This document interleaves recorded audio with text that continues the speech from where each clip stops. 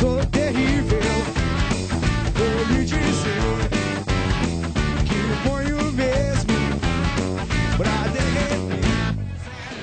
O Golaço recebe hoje a Edmar Oliveira, que é da equipe da Rádio Esportes FM, do Grupo Bandeirantes de Comunicação. E a gente vai acompanhar uma reportagem sobre o Cruzeiro pra gente bater um papo sobre isso depois, ok? Eu quero muito, tô adorando. Então vamos lá, tá rolando mais uma polêmica por lá. O goleiro Fábio ontem foi um dos escolhidos para dar a entrevista coletiva, né? Os jornalistas que votam em quem eles querem ouvir. Só que aí os repórteres receberam a seguinte informação. A diretoria disse que o goleiro não fala, ele tá blindado. Dá uma olhada.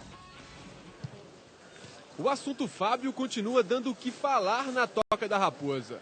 No último treino, ele foi o escolhido para a coletiva. Mas a diretoria preferiu blindar o goleiro. Nada do jogador falando para a imprensa. E no lugar do capitão, apareceu o Wellington Paulista. Bom, se barrou, aconteceu alguma coisa, eu não sei. Só me falaram que eu tinha que vir falar. Se barraram, eu não sei. Acho que se barrou é porque tem algum motivo, né? Eu não sei quem que ia vir falar. Bom, se barraram o Fábio é porque tinha algum motivo que a diretoria não deixou ele vir falar. Acho que o mais importante é você estar ciente que a gente está preparado e está treinando forte para que a gente possa fazer um grande jogo lá em São Paulo. Então vamos falar do primeiro coletivo da semana. Celso Rotti fez um esboço do time para encarar o São Paulo. O zagueiro Léo treinou na lateral direita e o volante Marcelo Oliveira assumiu o lado esquerdo. E olha só quem treinou com bola pela primeira vez com os companheiros. O argentino Martinúcio, que ficou no time reserva. O que também chamou a atenção foi esta conversa entre Rotti, Charles e o Wellington Paulista. O que será que eles estão falando, hein? Uma conversa bacana, legal, particular. É que pena que você não pode saber, mas é uma conversa mais orientação mesmo do Celso para com a gente, para que a gente possa estar bem posicionado na hora certa e fazer a coisa dentro de campo também. E nada do Fábio aparecer. Dimara, você já foi assessora de imprensa, aliás, no Cruzeiro. Você tem essa vivência, sabe como é que funciona o outro lado. Isso. O que você pode observar pra gente dessa situação? Durante 5 anos, né, de 99 a 2004, daquele time que foi campeão brasileiro, que ganhou tudo que disputou, enfim.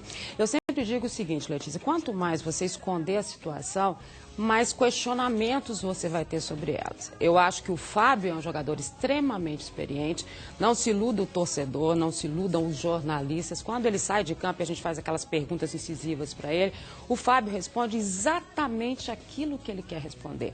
Nada do que o Fábio falou era o que ele não queria falar. Então, será que é por isso que a diretoria fez essa blindagem? Talvez com um pouco de medo do que ele fosse falar? Exatamente. Agora, já que ele é tão autêntico? A pergunta é, o Fábio foi quem pediu ou foi a diretoria que optou em não ter esse jogador falando para não aumentar toda essa história e esse questionamento todo em cima do Cruzeiro? Eu acho que o Cruzeiro está precisando de mais transparência, explicar um pouco mais as situações.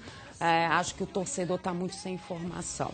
E quando o presidente aparece e dá uma entrevista, parece que ele coloca mais gasolina na fogueira. Acho que não é esse o caminho do Cruzeiro. Éder, quando você jogava, você já foi blindado alguma vez? Ele foi blindado muitas vezes. Eu falava. E o Fábio fala a verdade, gente. Ele fala a verdade, claro. E a pessoa não quer ouvir a verdade. E você ficava bravo quando não te deixavam dizer o que você queria dizer? Quando eu não queria dar entrevista, eu derrubava até o câmera lá. Falava, sai pra lá.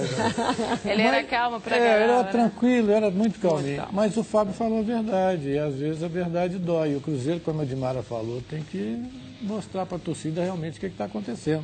Né? E mais um jogo difícil. A gente não sabe o que pode acontecer depois do jogo contra o São Paulo.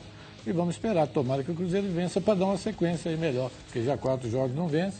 E vamos ver se o Fábio pode falar depois do jogo que vai acontecer. Vai falar. Porque em campo quem é que vai segurar, né, Letícia? Porque se o microfone difícil, chega, né? A gente sabe perfeitamente disso, a gente chega com o microfone e ele fala. E não é a situação principal do Cruzeiro. Eu acho que essa preocupação com o Fábio não pode tirar o foco do futebol ruim que o Cruzeiro está apresentando, das situações que ele tem de não estar conseguindo repetir o time, das contusões, do fato do Martinúcio até hoje não ter definido a situação e amanhã termina o prazo de inscrições para o Campeonato Brasileiro. Então, eu sempre digo o seguinte, transferir responsabilidade é extremamente prejudicial para qualquer equipe.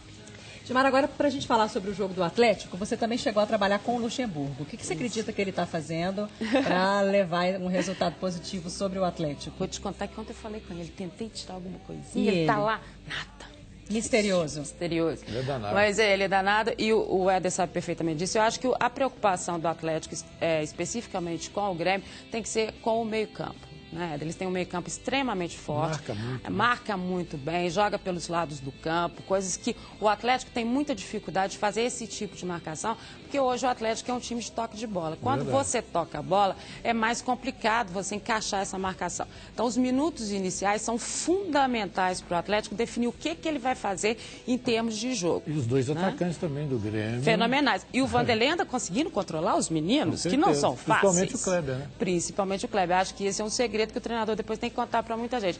Então, acho que essa tem que ser a preocupação. Agora, o Atlético, principalmente, Letícia, precisa preocupar com ele mesmo, né?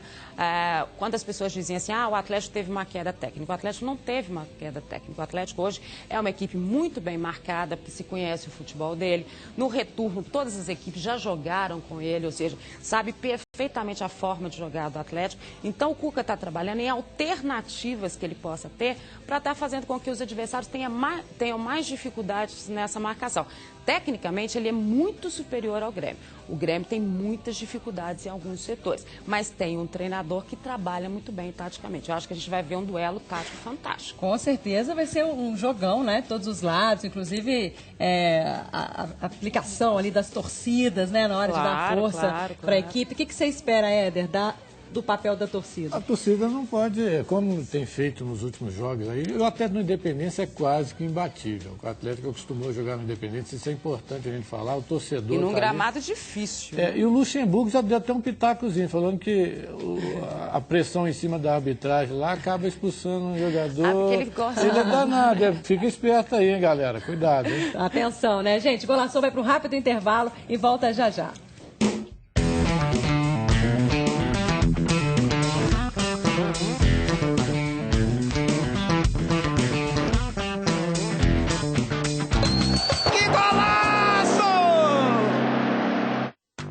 Golaço!